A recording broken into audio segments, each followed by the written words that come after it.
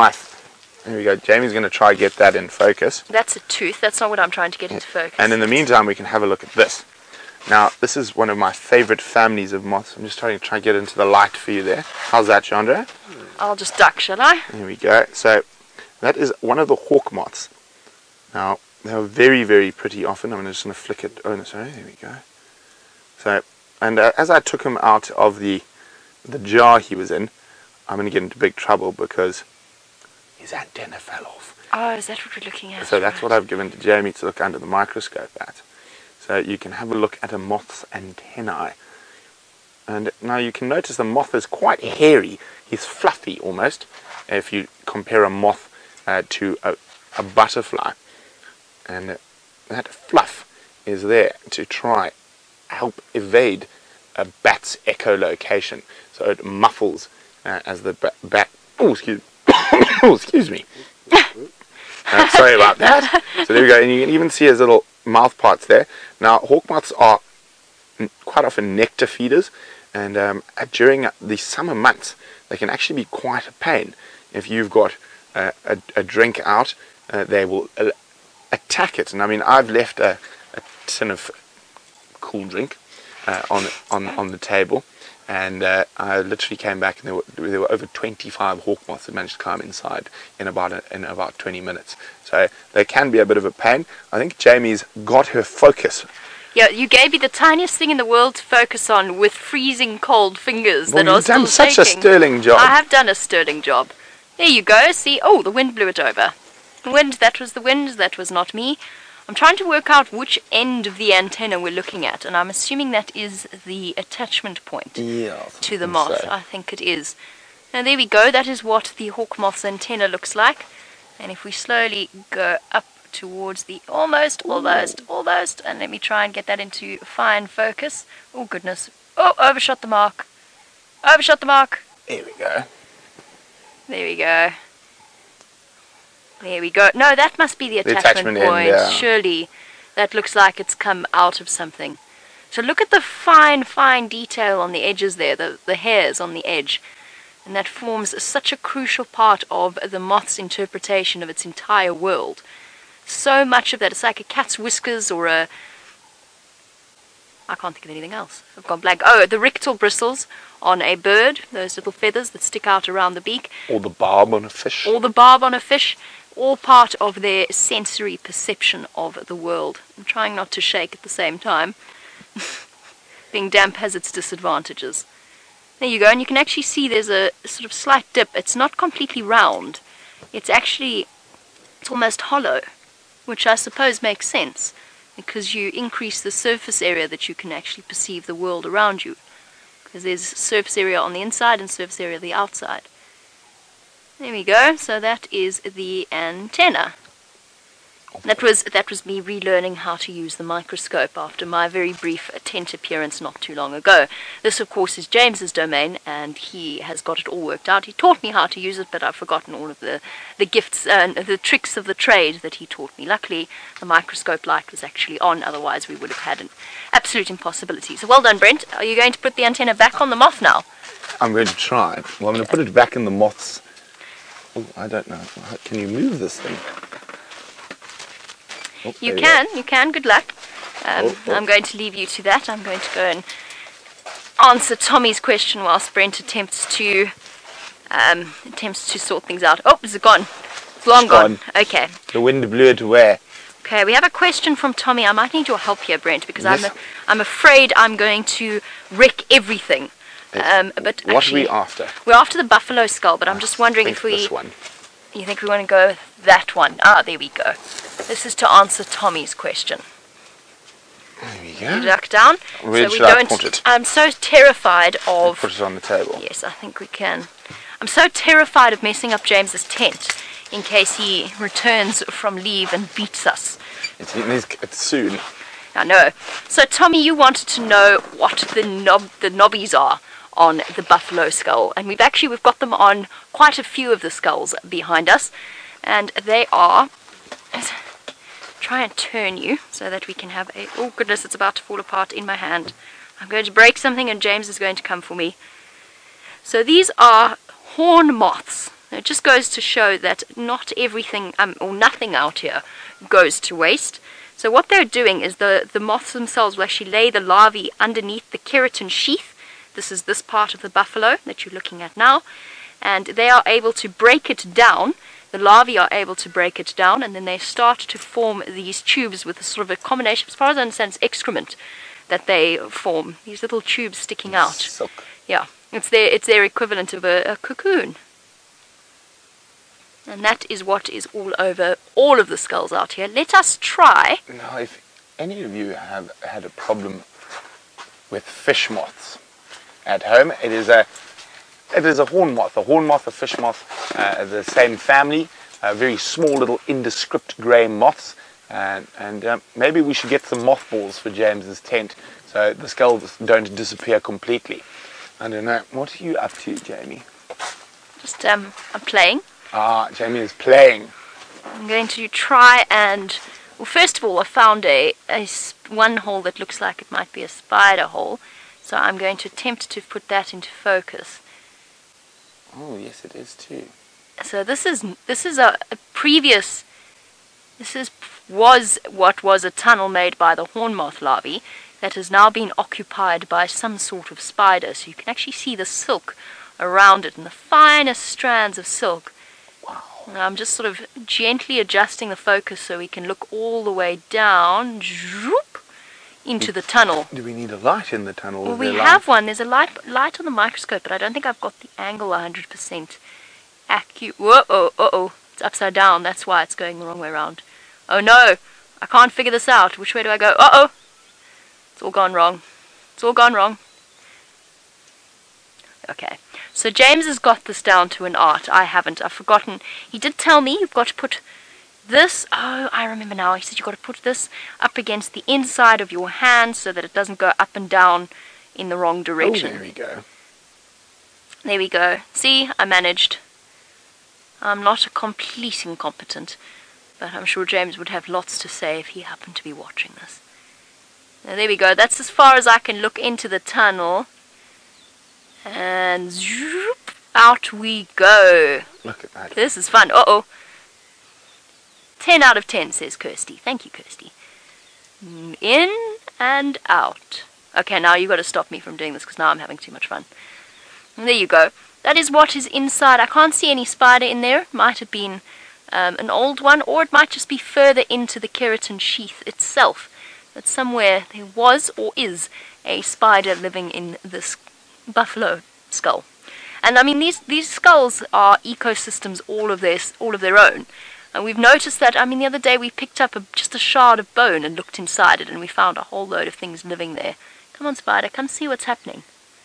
I keep thinking that might be something there, but I think I'm just imagining things. I think I am just imagining things. Okay. Well, there's another spider living on the buffalo. There's so many things living on the buffalo. Let's have a look at this one now. So, whoopsie daisy. Looks like there's a spider living in there. We're having endless fun now. This is so much fun.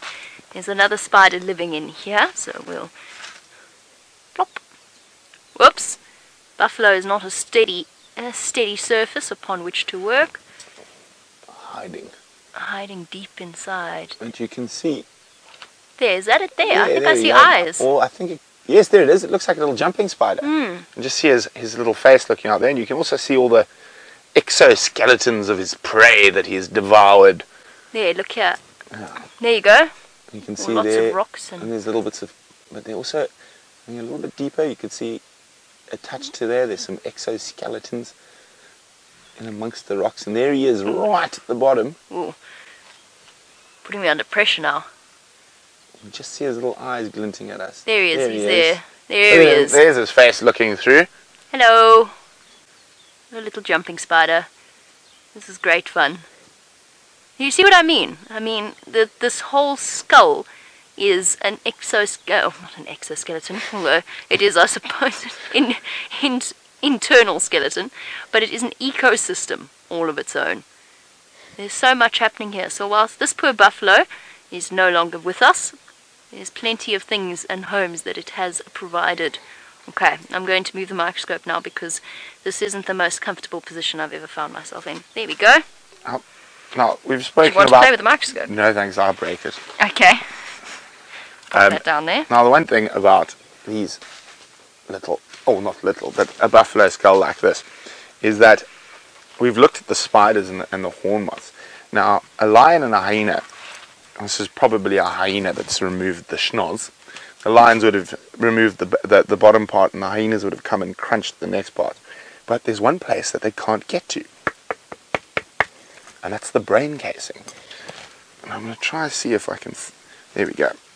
So if we see where the spinal cord is attached.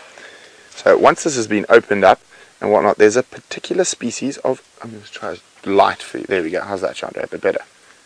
There's a particular species of scarab beetle that eats the brains of buffalo and other large things like elephant that the scavengers and predators can't get to. So we've always got to be careful. So, for example, if we had to go pick up one of those buffalo kills that Djuma have made in the last 2 weeks, and I've seen people do it, they're like, "Ooh, buffalo skull," pick it up, and then just gooey brain juice from the scarabs falls all over them, and that smells for days. You might as well just throw away your clothes if you get brain juice on them, and obviously it's liquefied and rotted inside the skull casing, and those carrion beetles are very specific, have gone to feed there. Now let's put this back on James's shelf. I think that's hilarious. Yes, so whilst quite funny. Brent attempts to reposition all of our, as you can see, this tent has become somewhat graveyardish in a way. We've got all sorts of skeletons, skulls, there's bones holding the tent pegs down in case it gets windy. All in all, you would think it would be quite an attractive prospect for some of the scavengers perhaps, and that's Brenda's question: what protects the tent from the scavengers out here? Well, most of the bones we've collected have been left in the bush for ages and untouched by the scavengers, so we're not too concerned about them. So it's okay to leave them outside. If they disappear, they disappear. That's just the way that nature works. Chances are they're not going to, especially with the really attractive prospect of going to look in the camp instead. And then for the most part, the flaps will be closed. Everything will be closed up. We don't see. I caught it before it fell. James is going to come and shout at us. There we go. No, that's not what I'm looking for. I'm looking for something to show you. Okay, well, we'll let Brent search for his things while he does. I'm trying to shiver myself warm. The tent flaps will be all closed and protected, and the biggest threat to our tent, I would say, is probably the wind gusting through. The last time we had a very windy day, the tent pegs all managed to come out, hence why they are now held in place by some of the heavier bones like the elephant bones might be what I need. and the giraffe bones. I've lost Brent completely. Something's attracted his attention, something's made him disappear off into the vast wilderness beyond the tent, desperate to find something to look at. So Kirsty says perhaps we could have another look at the dam camera. I don't know what's there, so let's go and have a look at what is at the dam. Birds in the rain. Some very cold, very damp looking birds. Oh, now we've got a dead tree, now we've got a live tree. Some very green leaves, dead tree again.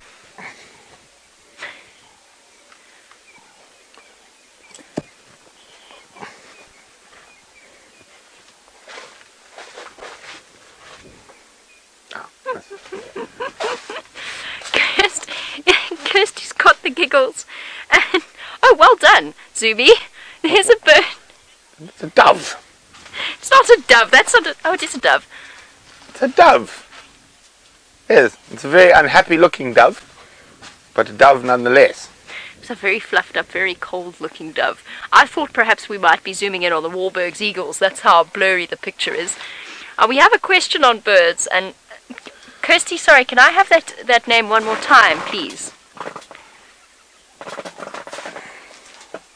She can't. Prune cancer. Am I getting that right? Prune panther. Right, that makes a lot more sense. Prune panther. Okay, prune panther. Now Kirsty's got me going. Prune panther would like to know in terms of what did prune panther want to know again? Something about migratory birds. What birds migrate to breed here? Kirsty managed to get that out. What birds migrate to breed here? Bleh, bleh. No, I'm gone. I'm done. I've lost my ability to speak. What birds migrate to breed here? Wahlberg's eagles is a big one, especially since we're looking at that area on the dam camera as we speak. That's not a Wahlberg's eagle, though. That's a Cape turtle dove. They don't migrate to breed here. They just breed here. The kingfisher species as well. The woodlands kingfisher. And that's the only migratory one. Grey-hooded comes through as well. Grey-hooded will come through. The bee-eaters will come and breed here. And some of the shrikes. Interestingly enough, not all of the shrikes. So the red-backed shrike doesn't necessarily come and breed here. They might actually breed in the European countries during our winter months, during the European summer months. So not all of our migratory bird species breed here, but most of them do. The cuckoos, for example, which is why we're hearing them chirping away different cuckoo songs each and every single moment. Yeah, and the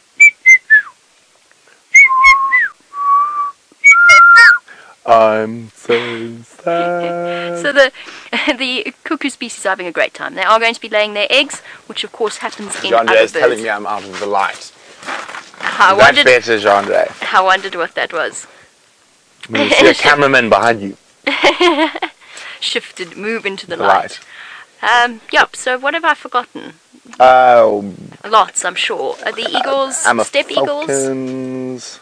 The Amur falcons is one of the biggest, it's the biggest migration of any raptors gathered together of all of the bird species. You get millions of them flying together, stopping off in India, as far as I know. That's one of their biggest problems is when they do stop in India, they are netted and caught and eaten. Yes. I was actually just reading an article about that today. The Amur falcons, numbers have plummeted, but they're still quite healthy.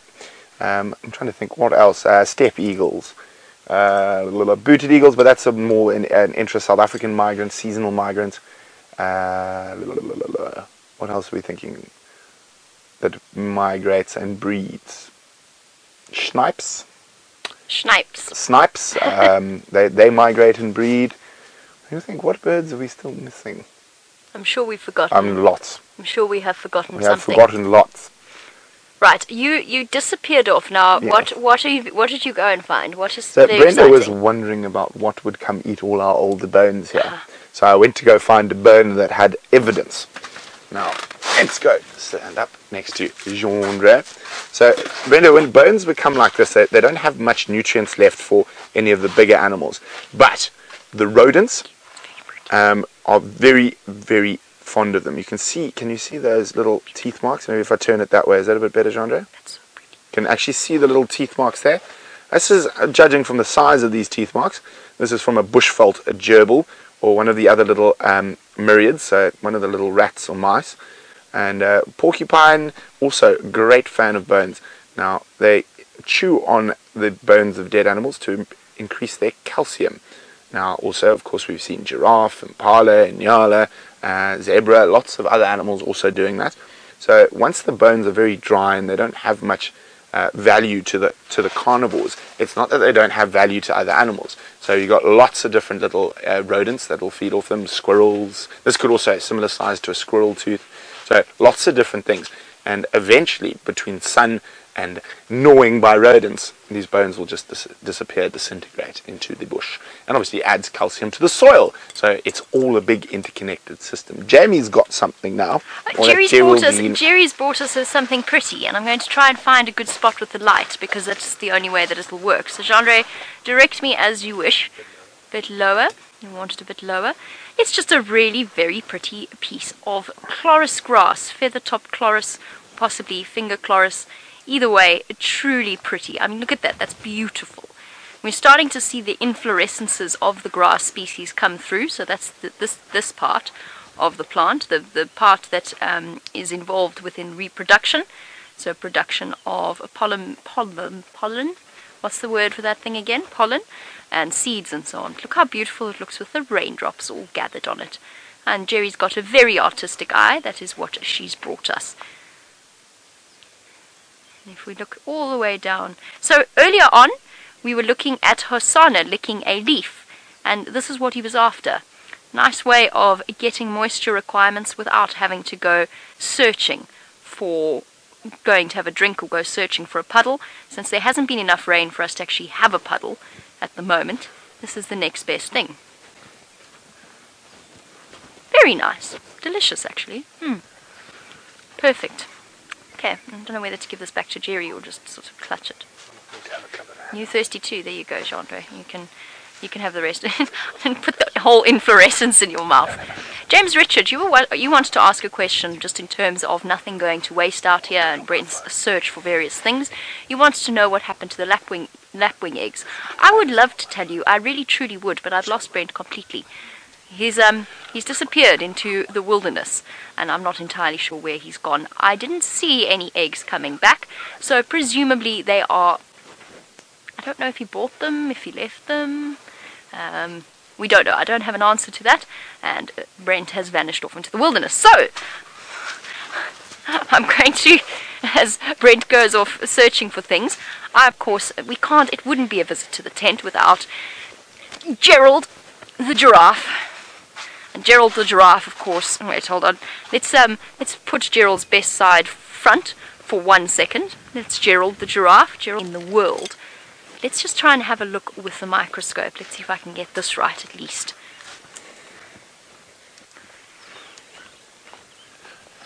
Okie dokie.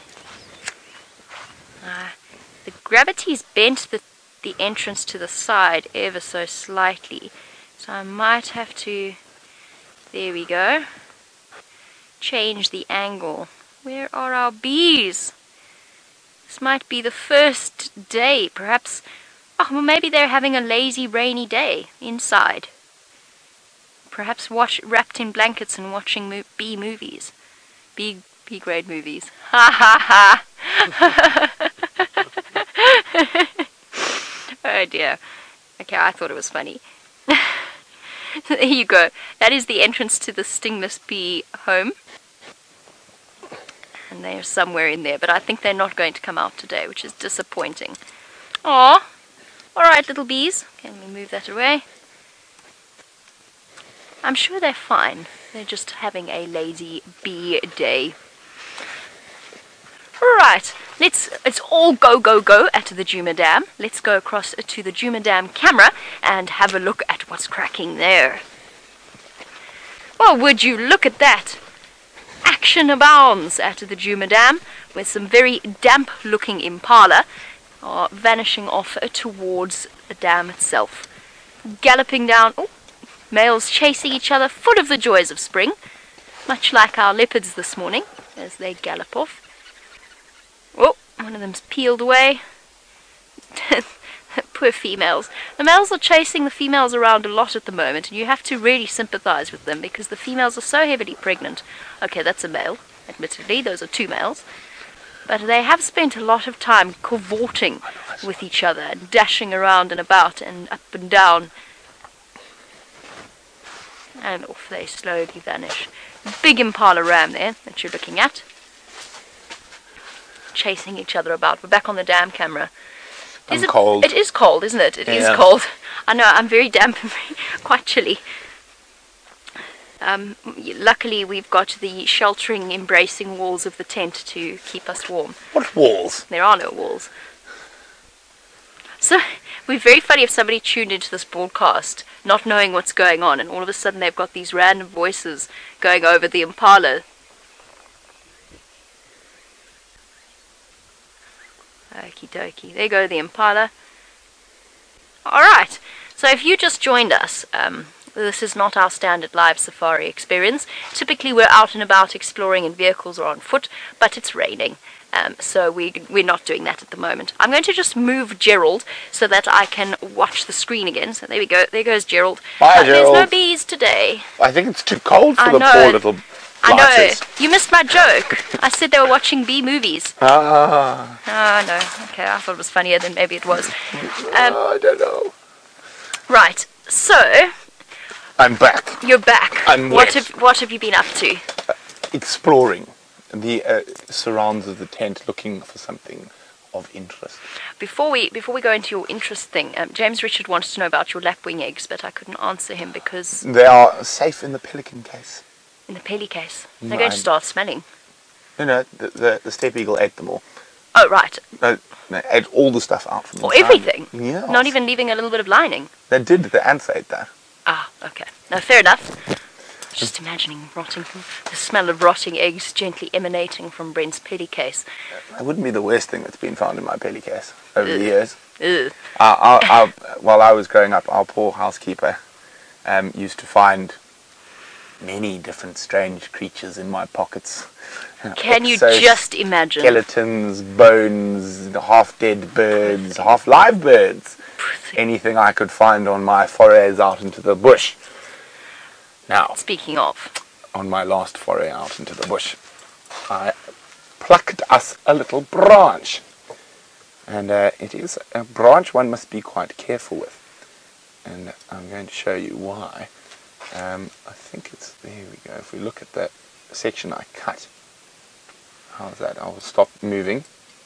Look at that. You see that white substance that's oozing out of the branch there. So of course this is a little branch of a tumbuti tree, Spirostachys africanum. One of my favorite scientific names to say. Say it at home with me. Spirostachys africanum. Lovely, doesn't it just roll off the tongue? it's very Monty Python. I know, that's why there's something funny about Spirostachys africanum. Yes, I do love my Monty Python. And the nights that say knee. But let's forget about the nights that say knee for now and have a look again at that little milky latex. You don't want to get that on your fingers. It'll burn you. So it's actually very, very noxious. And now my dad used to use it as medicine on us as small children, that and euphorbia. Now, explains a lot. Yes. So if you ever get warts, and we used my brother and I got, I think it's called a verruca, something on your foot. It was a hole, basically. And my dad used to place either the latex from a euphorbia or the latex from a tumbuti tree, and it burns through and completely removes them. Oh, like a plantar wart? Yeah, a plantar wart. A plantar wart, So okay. you can use tumbuti tree to do that. Now, it's very, very powerful. If you get this in your eyes, it actually sort of burns you can put an opaque layer across your eyes, so it's very, very dangerous. You don't want to get it on your fingers and fiddle. Excuse me. Now, another interesting thing about the tumbuti tree is that I've just told you how poisonous and noxious that little milky latex is. Now, imagine if you're an animal out here, you can't exactly pop into the doctor. So you've got to self-medicate. Or if you're, of course, Brent in his childhood. Yes, or of course if you're Brent in Clearly. his childhood, you've got to self-medicate. So, the certain species, particularly giraffe, kudu, black rhino, baboons is one of the more interesting ones. So with the herbivores, you probably find a lot like the giraffe and the ellies and stuff like that, because they're so big and the amount they eat, they don't ever eat too much. It doesn't have that effect. But black rhino have been known, and baboons in particular, and kudu, when they've got a really bad infestation of tapeworm, they will eat a section of this which will actually purge their system and get rid of some of those parasites. So very, very interesting. And I wonder how they actually, I don't think they thought about it. I think their instinct took over. Now, of course, if you don't like someone, a tumbuti tree is quite a useful thing as well. You just drop a few dabs on the back of their neck and they don't know why it's hurting. I had a volunteer once. Well, I've never done that before. Just to clarify, he's never actually poisoned someone or burnt their skin. I had a guest once, very interestingly. I took him on a walk describing the tumbuti tree, and she was a very quiet lady, sort of middle-aged, wasn't she didn't ask too many questions anyway. We did a tumbuti chat about why they shouldn't pick up wood from tumbuti trees, and she was quiet for a while, and then she said, "Do you know if that shows up on toxicology reports? Because I have an ex-husband." And then just trailed off. And there was absolute silence. Nobody really knew what to say. I'm sure she was joking, but you know that the tambuti tree around camp looked a little barer after she'd left. So you know, if there's any unexplained ex-husband deaths out there, look at the possibility of tambuti trees. Now, novices, and our tambuti is such a wonderful thing because there's so much to talk about. Novices in the bush have often become very ill due to the tambuti tree. So even when the wood is dry and the latex is dry, those toxins remain. And if you burn the wood of the tambuti tree, it has a very sort of sweet smell. And everyone's like, oh, it smells so nice. Let me put my face in the smoke. Bad idea. You will be vomiting shortly. And if you cook food on it, you'll be vomiting for even longer. So it's a very common mistake by novice campers. And, oh, look at that lovely piece of dry wood. Let me put it on my fire. Let me be sick for the next 2 days and ruin my holiday is actually what happens. But well, I mean, it's even worse with kids. It's dangerous. Yeah, kids can actually die. Right, if you've got a group of children who end up inhaling the smoke, they can. And I have heard horror stories about it. So, I mean, we're joking around with it, but it is actually a very serious thing. You have to be quite careful. Quickly get rid of it before it hurts us. It's gone now. Right. Now, on to happier things. The story of our week, I feel, personally, and it actually started, of course, with Brent and Brian, who is now on camera once again. They set off on the sunset safari and came across a fascinating scene, one that I've only encountered once before in my guiding career, and that was a group of vultures, or what they're called again, a business of... No, it's a murder of crows. Oh, it's a wake. A wake, that's it. Oh, yeah, it's a wake. Anyway, so a wake of vultures all gathered, plus a couple of other scavenging birds, tawny eagle, battalier, I believe, and beneath them was a placenta from an elephant that had just given birth. Now, placenta for an elephant that's just given birth, they're massive. I wonder what it weighs. About, I would say, 20 kilos. 20 kilos sounds about right. 50, That's 60 a pounds. massive thing. And of course we set out to go and find this baby. And I actually initially that wasn't my plan. I was going to go and sit there where Karula had been with her kill, and we just happened upon a herd of elephants there. And my plan was to sit there, sort of try and provide content so that Brent could go off and search for this little baby elephant. As it happened, just by sheer luck, the elephant came to us. And just have a look at the clip of what happened next. No, is that it? Oh, it's there. There it is behind the mother. Is that it? Could it be? Oh my goodness. Look, it's still fuzzy. It is.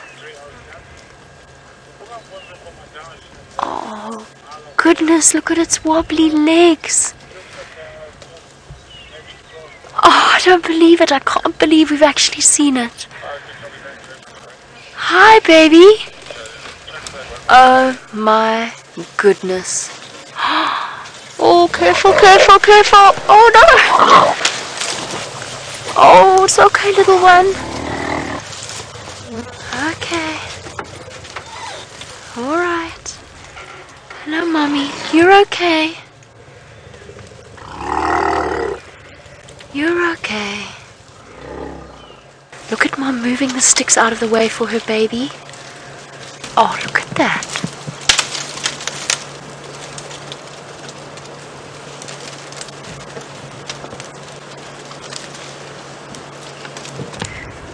Bear in mind, this thing is only a few hours old, and it's just learned to walk.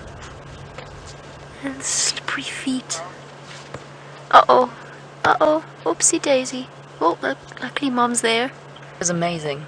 That was absolutely amazing. It was so cool.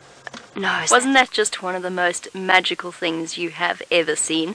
I know that I got quite worked up. So did Jandre, in fact. So I wasn't alone in this whole deal.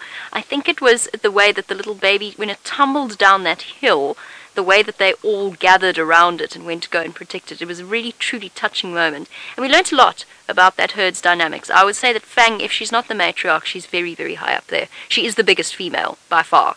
I definitely think she's the matriarch, but we haven't seen her in months. And what an amazing way to see her again for the first time in many months. And I won't lie, I'm quite jealous. I know, I actually felt so guilty when this baby did pop out, because of course it started with Brent, that whole story started with Brent, but I think it's actually quite a nice way of the way the teamwork played out, with us just sitting waiting and with Brent moving around the area. And what was amazing about that was new elephant moms can be very dangerous. There's no beating about the bush with that. They've just given birth to a 100-kilogram baby. I'd also be dangerous if that were me. And their little baby is so vulnerable and so fragile, and that whole herd is incredibly protective of it. And they can be, particularly young moms. That mother's not a young mother. That's not her first baby.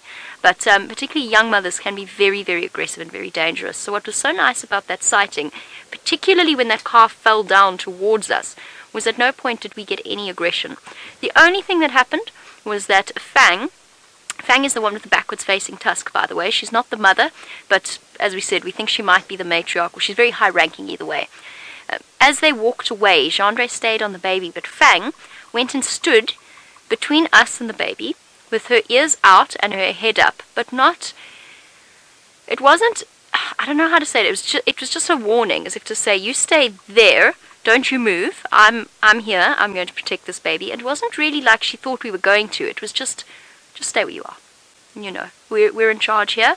You've been fine so far. Don't mess it up by trying to follow us. Because of course this little baby, I mean, you saw the legs. It was all wobbly and covered in the white gunk from the whole birthing process. It was barely dry. Its ears was still stuck to its side of its head. I wonder what the technical term is for white gunk. Yes, I'm sure there's a mucus probably. Mucus, there you go. That's the one. White gunk. I prefer white gunk personally. White gunk. Yes, I'm sorry. I like white gunk. All right. Well, here's a question for you that you can talk about in official terms. James would like to know when it will lose its fuzz. Well, never really, but I mean we can go on to Brent's answer to that. But I mean, as they always have hair. They always have hair, and it just becomes less and less noticeable as they get older and it gets darker, and their skin becomes darker. So there's always hair and I mean you've seen how close we zoom on. You can see that the fuzz is there. So I think it doesn't ever lose its fuzz. It will lose some of it, of course, but the hair will thicken and become darker, and then therefore less visible. It was so fuzzy though. I mean, I'm sorry. I'm sorry to be a girl about it, but it was so adorable. It was all fuzzy and vulnerable, and then it went tumbling down the drainage line, and everybody's hearts were sitting in their throats. And I mean, baby animals, not that I'm advising, you know, letting babies fall over and all of that thing, but baby animals generally are quite bouncy. Children tend to be quite bouncy in my experience as well. That was a terrible line. You know what I mean? They fall over all the time, and they do stuff that if adults did it, they would fall over and they would hurt themselves. Whereas with baby animals as well, a lot of their bones haven't fully calcified, so they're not full bone. They're actually a sort of cartilage edged around the bones and the joints. Shock absorbing. Yes, exactly, shock absorbing. So that when they do things like fall down a drainage line, they're actually okay. So I wasn't too worried about the baby elephant. I was a little bit concerned about us at one point because I thought the baby elephant was going to keep falling into the drainage line in front of us, or into the river system in front of us, at which point I think the adults might have been a little bit unimpressed with us, even though it wasn't our fault, and I think they would have known that, and still a little bit close, too close for comfort. But all in all, watching them rush and gather it up and then wobble. It just kept wobbling and wobbling, and as you could clearly see in that clip, it's a boy. It is most definitely a boy. I started off saying I think it's a girl. I was definitely proved wrong in the most unequivocal of manners shortly afterwards. So it is definitely a little boy, and it will be an easily recognizable little boy in the future because, of course, we've got Fang. And that whole herd, instantly recognizable. There's an elephant with a third of her ear, so she's missing 2/3 of it. It's basically just the flap. Not the half ear. Goes like that. The third of an ear. The third of an ear, not a half ear. It's a third of an ear. Let's be specific. I mean, it's like the technical term for white gunk. We've got to be specific about such things. There's a third of an ear. There's the one with the two floppy ears. I don't know why I'm doing this with my hands, like a child's puppet show. I'm sorry. I put my hands back in my lap. One with the two floppy ears, the one with the one floppy ear, and that's all in that herd. And Fang. And Fang. Yes, Yes, very, okay, very young. All in all, it was a gorgeous sight. And thank you, Brent, for putting us in the right position. I mean, it was just one of those afternoons. No, it was very nice. Well, we got to find the lions later. You did get to find the lions. Yes, you did. And I saw a thick-billed cuckoo. Yes. Not on camera, unfortunately. I'm still looking for that thick-billed cuckoo. I'm looking for the classes cuckoo. We can finish off the conversation once and for all. Well, I think they're both here, to be honest. Yeah. And then the Jacobin and Leveilance have arrived. I heard them calling profusely yesterday and this morning.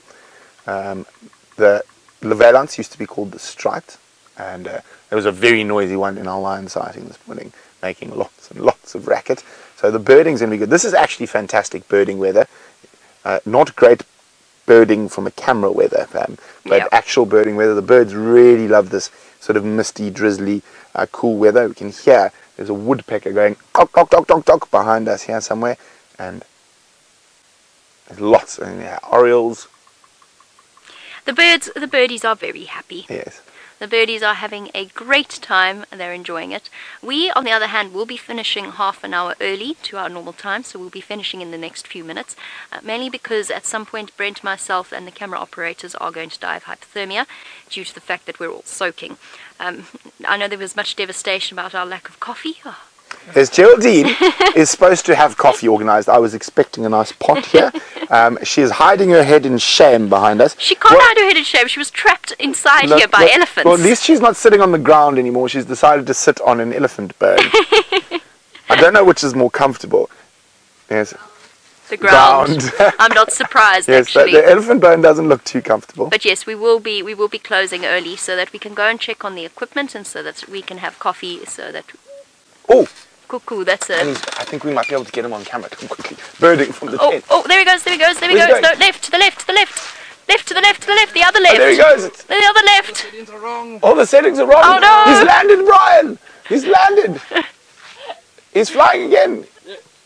There's two of them. You can see it, but the settings are wrong. It's the African cuckoo. Cuckoo, cuckoo. It's Brian shouting his settings are wrong. It's not Brian's fault, everybody. We've suddenly thrown him out into the wilds of Africa. Well done, Brian. Well done, Brian. Hey, There's a pair of bravo. African cuckoos. I think that male was feeling amorous and chasing around the female. And you can see where they get their name from. Cuckoo, cuckoo. Well, bravo to Brian for managing to pull that off on the fly, quite literally. Excellent work, Mr. Djuma. Oh, thank you. Well done, Brian. Well done. Okay. Shame, we just sort of threw you in that. Oh look, there's a cuckoo I that's got fallen into excited the about sun. something that was alive, not this death wall behind me. Death wall. Well, I think the death wall is fascinating, but you're right. Fascinating. It does, after a while, get slightly sad in that all of our subjects are recently or not so recently deceased. Oh, we've got to add Wendy the wildebeest. Oh yes, Wendy the wildebeest. Is Wendy the wildebeest off Rusty yet? Yes, I put it on the roof so the ants can eat the remaining Yes, I meat. can see that. Mike's dogs were very interested in Wendy the wildebeest. Kaylin was less so. No, she wasn't impressed. Yes, Kaylin is our next door neighbour. She's 3? 4. 4. She's 4 years old. And she tolerates me. She loves Brent. Absolutely. Right, well, on that note, we are going to close down our sunrise safari. Of course, there wasn't much of a sunrise, but the sun did come up at some point in the darkness of the clouds and the rain. And it is a time for us to do our thank you. So thank you to Brian for his wonderful camera work, as well as to Jean-Dre, who's not here. Thank you to Jerry for actually getting the tent set up. Thank goodness for Jerry. To Brian, he's about to fall over because and Eggsy. There we go. And it's Eggsy, and a big thank you to Eggsy. And it is, of course, National Egg Day, or International Egg Day, I don't know. And of course to Alex. And Alex, as well as to Kirsty and to Rebecca in Final Control. Most importantly, a big thank you to all of you for sticking with us through this tense segment in the rain. We will be out on Just one last thing. I'm retracting my thank you to Geraldine because there was no coffee. Thank you, Jerry. Bye-bye, everybody. Bye.